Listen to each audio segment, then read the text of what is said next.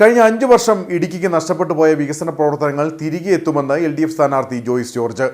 സ്ഥാനാർത്ഥി പ്രഖ്യാപനത്തിന് ശേഷം കട്ടപ്പനയിലെ പ്രധാന വ്യക്തികളെ കാണാനെത്തിയതായിരുന്നു ജോയ്സ് ജോർജ്. LDF സ്ഥാനാർത്ഥി പ്രഖ്യാപനത്തിന് ശേഷം ആദ്യമായാണ് ജോയ്സ് ജോർജ് കട്ടപ്പനയിൽ എത്തിയത്.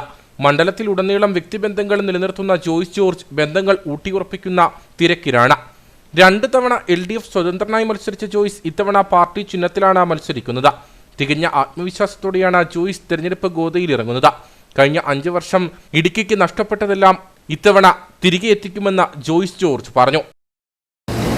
2014 പാർലമെന്റ് ഇലക്ഷൻ തുടങ്ങി, 19 പാർലമെന്റ് ഇലക്ഷൻ, പിന്നീട് ഈ 2024 മൂന്നാമത്തെ പാർലമെന്റ് ഇലക്ഷനിലേക്ക് വരുമ്പോൾ ഏതാണ്ട് മുഴുവൻ ആളുകളുമായും നല്ല ആത്മബന്ധത്തിലാണ്.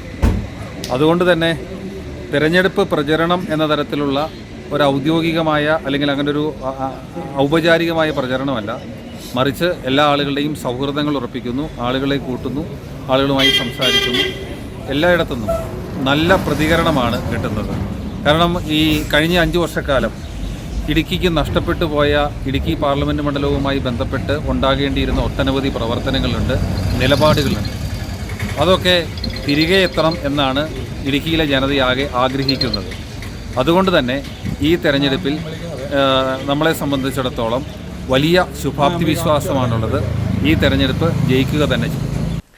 പാർലമെന്റ് മണ്ഡലത്തിലെ പ്രധാനികളെയും ആരാധനാലയങ്ങളിലും ടൗണുകളിലെ ആളുകളെയും കണ്ടാണ് ജോയ്സ് ബന്ധം പുതുക്കിയത്. CPM കട്ടപ്പന ഏരിയ കമ്മിറ്റി ഓഫീസിലെത്തിയ ശേഷമാണ് ജോയ്സ് കട്ടപ്പന നഗരത്തിൽ പ്രചാരണം നടത്തിയത്.